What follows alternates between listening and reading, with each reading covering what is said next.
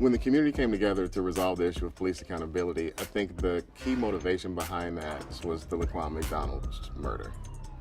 It was just this egregious moment where the story that was told in the media by the police just didn't match up with the facts.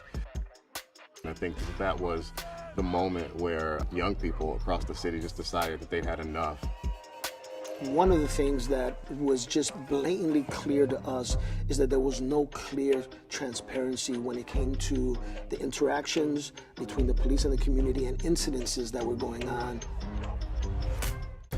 The ECPS Coalition is an amalgamation of two separate coalitions. First, the Grassroots Alliance for Police Accountability and the Chicago Alliance Against Racist and Political Repression. One group was more focused on achieving community input and community oversight, whereas the other group was more interested in community control over the police department. It was clear to us that GAPA could not do it alone, CPAC, the CAARPR folks could not do it alone, and that we needed to come to the table and join forces.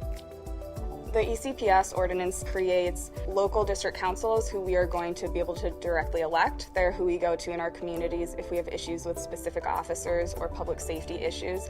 It also created a citywide commission who we will not directly elect. The citywide commission will be able to set CPD policy. So in order for us to be successful, it took a lot of organizing. And so the GAPA Coalition had significant experience lobbying city council members, while the Alliance was great at mobilizing people and bringing attention to the cause.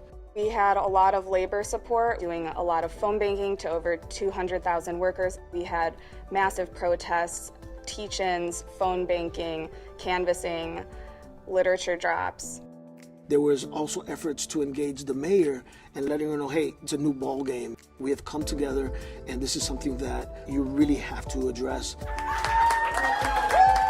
When this ordinance passed, it was touching, it was exciting, it was motivating, but there was also a feeling that there's still so much work to be done.